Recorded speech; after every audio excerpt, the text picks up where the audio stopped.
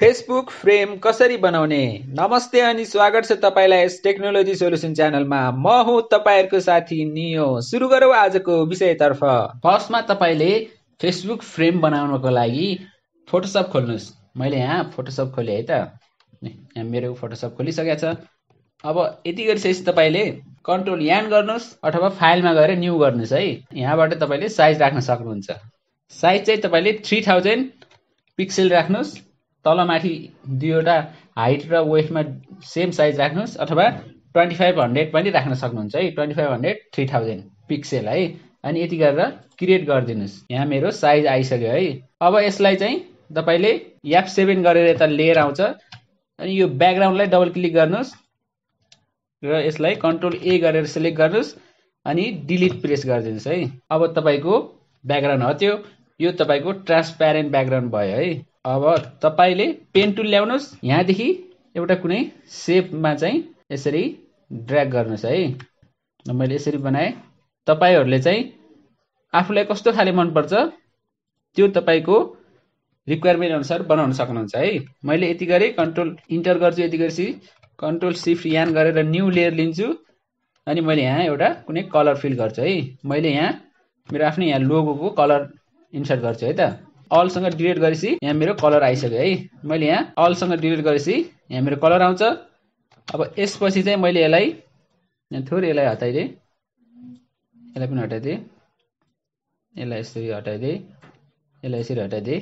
ल अब हेर्नुस् है। यहाँ यति गरे। यति गरेपछि यहाँनिर फेरि मैले एउटा अर्को शेप लिए। यसरी ट्याक्क तपाईले चाहिँ तपाईलाई कस्तो मन पर्छ त्यस्तै बनाउन सक्नुहुन्छ है। मैले जस्तो बनाएको छु त्यस्तै बनाउनु पर्छ भन्ने हुँदैन है। यो गरेर मैले यहाँ एउटा टेक्स्ट लेख्छु।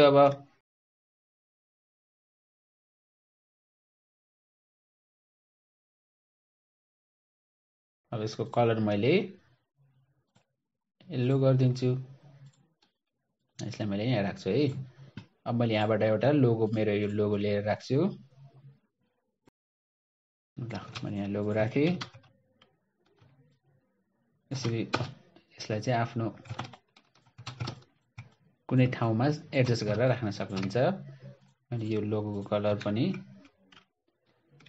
मैले यो टेक्स्टको कलर चाहिँ यो लोगोको कलरसँग म्याच गरिदिएँ है त। ल यति भयो।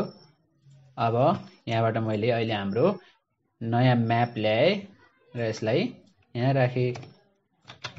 ल है यसरी मैले यहाँ फिक्स गरेँ है त। यति गरेँ। यति गरेपछि तपाईले यहाँ यसरी एडजस्ट गर्न सक्नुहुन्छ।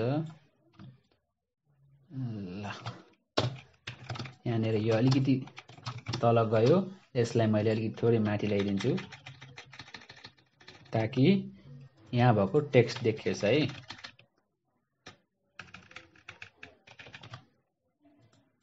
यसलाई थोरै यता लाउँछु म। ल यति गरेपछि मेरो टेक्स्ट पनि देखियो र यहाँको शेप पनि देखियो है। अब तपाईले यसलाई पनि अलिकति थोरै ठुलो बनाउन सक्नुहुन्छ। ल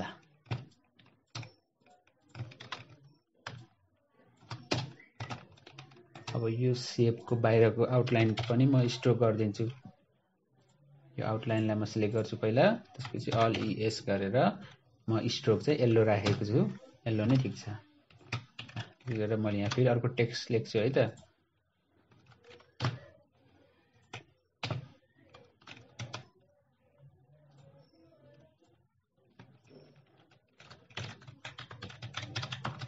कम्प्लिट नेपाल भनेर मैले यहाँ अर्को टेक्स्ट पनि राखेँ। यति गरेर यसलाई म अलिकति ठुलो बनाइदिन्छु।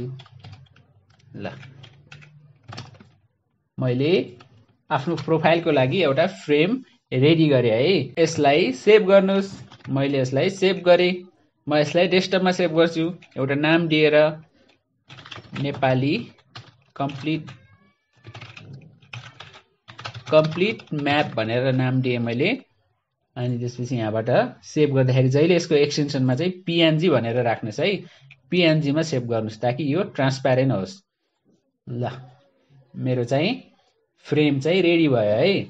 यसलाई चाहिँ तपाईले तपाईको प्रोफाइल पिक्चरमा अथवा कुनै तपाईको पेजमा गएर कसरी राख्नुहुन्छ त? ल हेरौँ है त। त्यसको लागि सर्वप्रथम तपाईले ब्राउजर खोल्नु पर्यो। मैले यहाँ ब्राउजर खोलेको छु। ब्राउजर खोलिसकेपछि यहाँनिर यसको एड्रेस बारमा गएर fb.com/frames frames भनेर टाइप गर्नुस् है। तपाईले स्मल लेटरबाट गर्दाखेरि हुन्छ, क्यापिटल गर्दाखेरि पनि हुन्छ है। यति गरेर मैले इन्टर गरेँ है। यो fb.com भने चाहिँ फेसबुकको सर्टकट नेम है। तपाईले fb.com गरेर पनि फेसबुक खोल्न सक्नुहुन्छ है। फेसबुकको अफिसियल वेबसाइटमा जान सक्नुहुन्छ। ल यहाँ मेरो यसको फ्रेम खुलिसक्यो है। क्रिएट अ फ्रेम भनेर यहाँ आइसकेको छ। अब यति गरेपछि तपाईले नियो भन्ने लेख्नु भएको छ हो। यो चाहिँ मैले अहिले आफ्नो पेजमा सेट गर्नको लागि मैले नियो चुज गरेँ। यो चाहिँ एउटा पेज भयो। त्यसपछि तपाईले आफ्नो आइडीमा चुज गर्नलाई यहाँबाट आफ्नो आइडी चुज गर्न सक्नुहुन्छ। त्यसरी अन्य पेजहरुमा पनि राख्न सक्नुहुन्छ। मैले चाहिँ अहिलेलाई नर्मली पेजमा नै राख्छु। मैले मेरो आफ्नो आइडीमा अहिले सेट गर्दैन है यो। अब क्रिएट अ फ्रेम गर्नुस् है। ल अब तपाईले अघि सेभ गरेर राखेको फ्रेम चाहिँ यहाँबाट अपलोड गर्न सक्नुहुन्छ है। अपलोड आर्ट भन्ने छ, यहाँबाट गएर अघि के नाममा सेभ गर्नु भएको थियो त्यो यहाँबाट सर्च गर्नुस्। ल मैले कम्प्लिट नेपाल भनेर अघि सेभ गरेको थिएँ। मैले यसलाई ओपन गर्छु है। ओपन गरे। अब यो यहाँ आइसक्यो। त्यसपछि मैले यसलाई केही गर्नु परेन, डाइरेक्ट नेक्स्ट गर्दै है। अनि यहाँनिर के भनेको छ, रिक्वायर डिटेल भनेको छ नेम।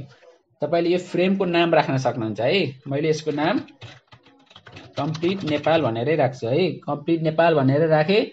अब त्यसपछि यसको किवर्ड तपाईले केही राख्न सक्नुहुन्छ। मैले नेपाल भनेर राखे। यति गरेपछि तपाईले यसलाई नेक्स्ट गरिदिनुस्। नेक्स्ट गरिसकेपछि यहाँनिर अरु केही छैन। अब सिधै पब्लिश गरिदिनुस् है। अनि ओके गर्नुस्। यो पब्लिश हुँदैछ। ल पब्लिश भयो। अब यसलाई तपाईले शेयर एज पेजमा पनि शेयर गर्न सक्नुहुन्छ र डाइरेक्ट डन गर्न पनि सक्नुहुन्छ है। मैले पेजमा शेयर पनि गर्छु है। ल यहाँबाट मैले यसलाई अब यहाँबाट चेन्ज फोटो अथवा भिडियोहरु यहाँबाट चेन्ज गर्न सक्छु अथवा कुनै यहाँ टेक्स्ट लेख्न सक्छु माथि क्याप्सनमा। त्यो मैले अहिले केही पनि गरेन, सिधै पोस्ट गर्दै है। पोस्ट गरेर यसलाई मैले डन गर्दै।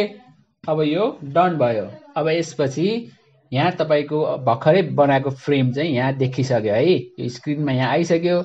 अब यसलाई चाहिँ तपाईले आफ्नो प्रोफाइलमा कसरी सेट गर्ने त?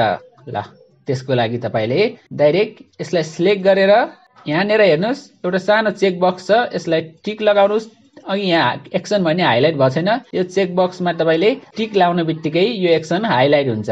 अनि तपाईले एक्सनमा गएर यसरी यसलाई क्लिक गर्नुस्। अनि एड टु प्रोफाइल पिक्चर भनेर यसलाई सेभ गरेपछि यो अटोमेटिक तपाईको प्रोफाइलमा फ्रेमको रूपमा सेट भएर आउँछ है। अनि तपाईले यसलाई क्लिक गर्नुस्। फेरि एकचोटी कम्प्लिट नेपालमा गएर लिंकलाई कपी गर्न सक्नुहुन्छ। शेयरिङ युआरएल भनेर यहाँ छ, यसलाई यो लिंक कपी गरेर तपाईले आफ्नो साथीहरुलाई पनि शेयर गर्न सक्नुहुन्छ यो लिंक।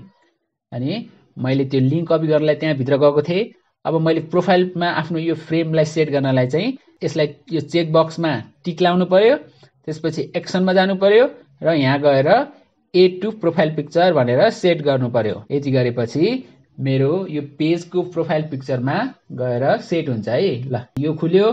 अब तपाईले यहाँबाट अलरेडी भएको प्रोफाइलमा पनि यसरी सेभ गरेर राख्न सक्नुहुन्छ। नभए यहाँ चेन्ज पिक्चर गरेर यहाँबाट अन्य तपाईको प्रोफाइलमा भएको फोटोहरु पनि यहाँबाट चेन्ज गर्न सक्नुहुन्छ।